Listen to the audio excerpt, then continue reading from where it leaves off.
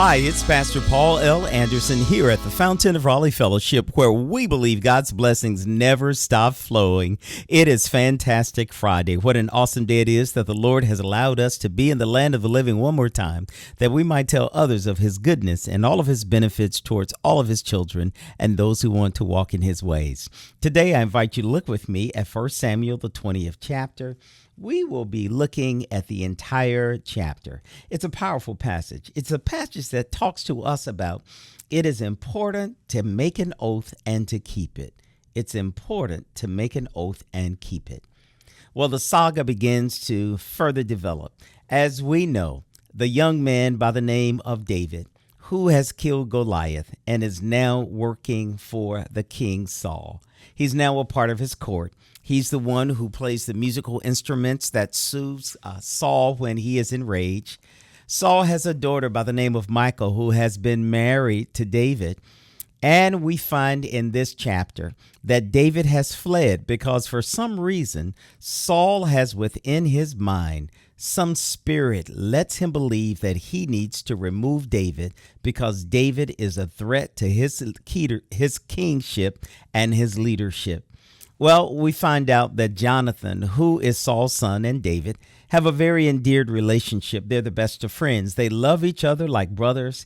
And the text even tells us that Jonathan loved David even better than himself. He made an oath with him. In verses 3 and 4, we'll find out that he made an oath and he tell him that I'll be with you. I'll be your friend until the end. This really sticks out for me. It helps all of us to ask ourselves the question, have we been our brother's keeper? Have we been our sister's keeper? Are we the one who is there in a person's life to remind them when danger is approaching? This text is so powerful because David has an endeared relationship with Jonathan, even though he knows that Jonathan is married to his sister, and Jonathan knows how much David means to their entire family. But his dad has something that he's dealing with, and that is his pride. Well, Saul finds himself enraged with pride that he wants to do whatever is necessary to eliminate David from becoming the possible heir to the throne. He wants to kill him. He wants to eliminate him. Now, remember, once upon a time, Saul was this man who was anointed by God. God had done great things in him. God was using him for his glory. But for some reason, he has the spirit within him that allows him to have rage, in so much so he'll kill anybody in his way. We find in this chapter, it even tells us and lets us see that David even David finds himself while he's hiding out in the rock pile, that Saul has so much rage against him and against David that he even hurls a javelin at his very own son Jonathan because he wants to get rid of David. Well, because of this vow that they've made with each other, we find out that Jonathan makes an oath with David. He says that if my father has in his mind to kill you, I will send you a sign. I'll give you a warning.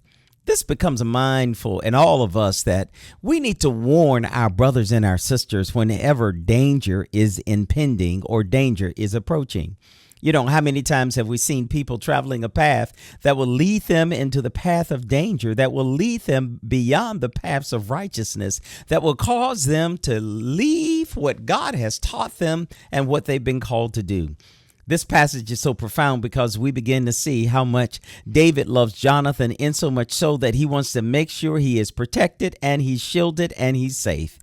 We find out in this chapter that David gets a chance to flee for his own safety and his own good because he had a friend on the inside. He had a friend who made an oath with him. He had a friend who was close to hearing the voice of the king, but he heard the voice of the King of Kings. My brothers and sisters, as you and I begin to look at this chapter, it reminds us that we need to listen to the voice of the King of Kings, the one who reminds us that he loves us and he has a wonderful plan for our lives. My brothers and sisters, as you and I read this chapter, let's always know Friendships and relationships are so important, and it's so important for us to know when someone is protecting our best interests, and may we all listen to them as they listen to the voice of God. Always know that you're exceedingly and abundantly blessed, and I look forward to sharing with you again on tomorrow, and take the Lord with you everywhere you go. To sow a seed to the Fountain of Raleigh Fellowship, visit our newly redesigned website, thefountainofraleigh.org, and select Sow a Seed from the homepage. Also, giving has been made easier with the new Fountain of Raleigh app, available now in the Apple App Store and Google Play Store. Download today, select Giving from the main menu, and then follow the directions to complete your giving through Subsplash. Thank you so very much for all of your gifts and donations that you've given to the Fountain of Raleigh Fellowship. We thank you for what you've done in the past, what you're currently doing, and what you will do in the future. Your gifts and donations helps us to spread the gospel of Jesus Christ, not only locally, but throughout the world. Thank you again for your gifts, and may God continue to richly bless you. It is here at the Fountain that we believe that we are exceedingly and abundantly blessed, and may you receive those blessings that God has in store for you.